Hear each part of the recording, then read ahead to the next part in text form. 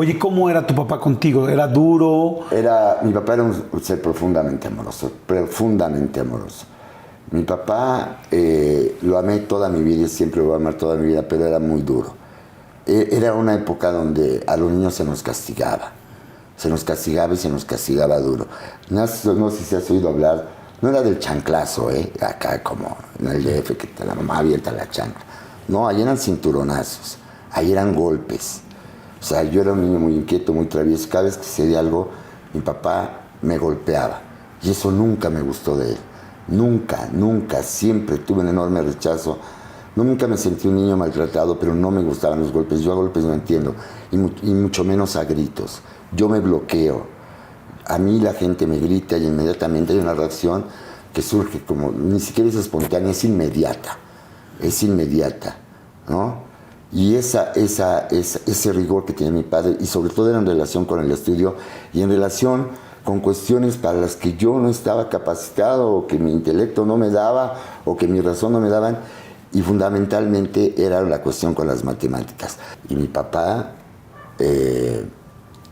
evidentemente, era una persona que, pues, un niño, yo me escapaba, brincaba, subía, y luego hasta me burlaba, porque lo veía incapaz de atraparme. Porque no ¿Te le escondías en alguna parte de la casa? Debajo de la cama, etcétera, etcétera. Ah, de agárrame. No, así de que agárrame, brincaba, etcétera. Y no me alcanzaba. Y mi padre me enseñó una cosa y me dijo un día, todo sin correr se alcanza. Y entonces yo seguía haciendo lo de siempre. Veía que mi papá ya estaba tranquilo. Y pasaban 3 días, 4 días, 5 días. Y cuando yo ya ni me acordaba, pasaba cerca de mi papá y ¡pac! Y sóbate, todo sin correr se alcanza, amigo. Entonces era de una línea, y eso me ha ayudado en la vida, porque sigo creyendo que todo sin correr se alcanza. Oye, y en esa época, ¿cada cuándo veías a tu mamá? La veía en las vacaciones.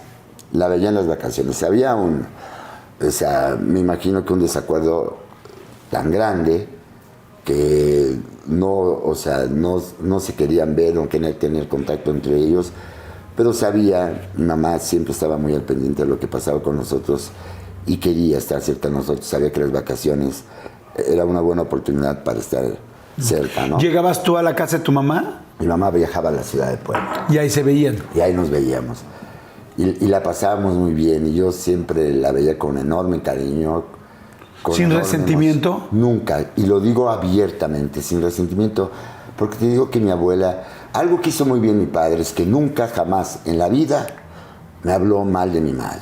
Nunca jamás me mencionó nada que me generara ruido, o que me hizo sentir como si fuera yo un niño al que habían dejado abandonado, que se habían peleado, o que no había interés de mi madre, que no había amor de mi madre, que no se preocupaba por mí. No, nunca, ni siquiera mi abuela. Cuando muere mi padre y mi madre va por nosotros, yo me emociono mucho, porque finalmente iba a poder vivir con mi madre, y se genera una relación de amor que estaba guardada ahí durante muchos años, y se hace enorme, claro. Se hace grande. Es que sabes que es como la historia, no sé si has visto esta película, porque es un chick flick, súper. Me da pena decir a Luis Felipe Tobar esto, pero la película de Juego de Gemelas. ¿Nunca has visto Juego de Gemelas de Disney? No. Donde separan a las hermanas y luego se encuentran en donde está. No puedo creer que le estoy diciendo esto a Luis Felipe, pero o sea, es que son 2 hermanas que es Lindsay Lohan, y que se separan, y una vive en Londres y otra vive en California, y luego se encuentran en un tal y se cruzan para una irse a vivir con el papá y otra con la mamá. O sea, tú tenías hermanos de un lado, nosotros del otro lado. Y cuando me vine a vivir en la Ciudad de México, o sea, ¿no has visto la película? No. Pero la voy a ver. No es mala, no es mala. No, por favor, yo he hecho unas que por favor ni siquiera quiero mencionar. O sea, eso. No. Pero así fue esa parte de la historia de mi vida, esa página de la historia de mi vida. Y cuando yo llegué a la Ciudad de México, me di cuenta que en la casa de mi mamá no había libros. Ok, pero déjame hacerte un paréntesis antes. ¿Cuántos años tenías cuando se muere 14. Tu papá y cómo se muere? 14. ¿Y de qué? Mi papá se muere de un infarto. se muere de un infarto. Mi papá ya venía teniendo problemas de salud, ¿no? Mi papá muere joven, mi papá muere de 58 años de edad. Muy joven. Muere joven, ¿no? Ya empezaba a tener problemas de salud. Yo creo que mi padre, te voy a platicar algo, que es algo que tampoco nunca comento, pero lo digo también con toda transparencia porque es una verdad absoluta.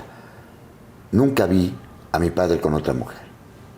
Nunca vi a mi padre con otra mujer. Yo creo que mi padre se quedó sumergido en una cuestión de una profunda soledad y de un dolor que no alcanzó a superar nunca. Y tú sabes que toda enfermedad es una emoción mal manejada. Sí, se ¿no? somatiza después. Y ahí te va. Ya estaba un poco delicado de salud, estaba en cama, yo no recuerdo bien a bien por qué, ¿no? Pero ya estaba delicado de salud. Mi padre le cantaba también en Piedra del Codo, ¿no? Pero se recuperaba siempre muy bien. Y un domingo, mi padre me platicaba películas. Las películas que él veía, me las platicaba, ¿no? Lo que ahora nadie te permite, él me las platicaba. Pero las platicaba muy bien. Las platicaba, él me empezaba a platicar y yo empezaba a ver imágenes. Y yo empezaba a ver la película que él me platicaba. Y la disfrutaba muchísimo. Y un domingo, una tarde, me estaba platicando la película, nos estaba platicando la película de lo que se trataba, estaba mi abuela, y de repente empezó a decir, siento como que me falta el aire. Siento como que me falta el aire. Chao. ¿Cómo crees? Ah, tal como te lo estoy diciendo. O sea, 2 veces dice, 3 veces Me está dice. haciendo falta el aire, me está haciendo falta el aire. ¿Cómo crees? Y se muere. Y se muere. ¿Dónde estaban en el cuarto? Estábamos en el cuarto, él estaba acostado, porque te digo que se sentía mal. Y entonces inmediatamente le hablamos porque teníamos un médico amigo que era vecino enfrente, y ya cuando llegó, evidentemente había sido un infarto tal potencia, fulminante, no sé, y murió frente a mí, frente a mis ojos. Pero lo que me deja eso como parte de una experiencia que es muy fuerte, finalmente para un niño, para un adolescente. De 14 años. Entendí la vida y la muerte como un proceso natural. O sea, no pasó algo que fuera tremendo, no pasó algo que me dejara espantado. Vi, se murió mi papá. No alcanzaba, o sea, son cosas difíciles de procesar, de entender, pero no fue algo doloroso, una tragedia, no fue algo que me generara un trauma, sino que lo vi como que una transición. Y así. Y un día se murió mi papá y a los 3 días yo ya estaba viviendo en México con mi mamá.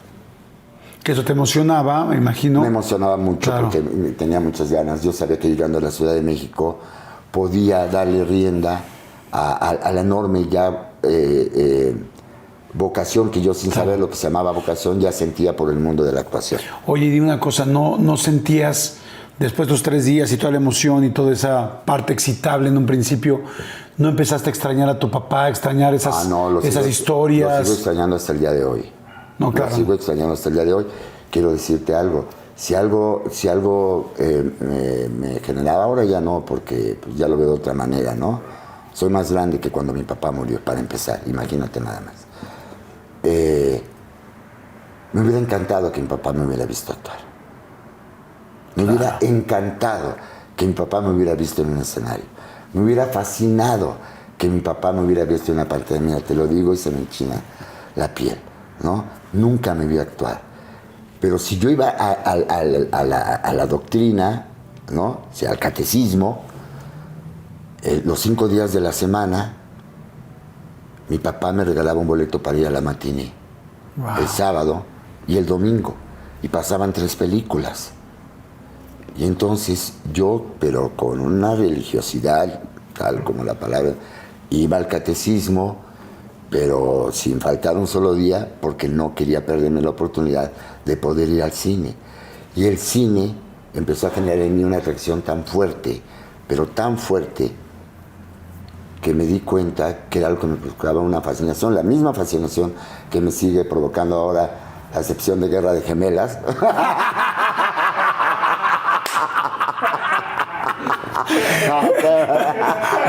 Vela, Veía de todo, de verdad, veía todo, donde se apagaba la luz y había una pantalla, una tela blanca y con un proyector. Ahí estabas. Yo ahí me quedaba fascinado hasta el día de hoy, ¿no? Ahora ya lo que pasa es que me duermo.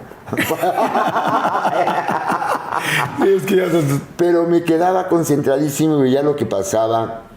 Y luego me empezó a suceder ya con el deseo de quererme comunicar, con el deseo de querer contar historias, con el deseo de vivir aventuras, el deseo de habitar en universos paralelos, porque la realidad real me parecía un tanto cuanto aburrida.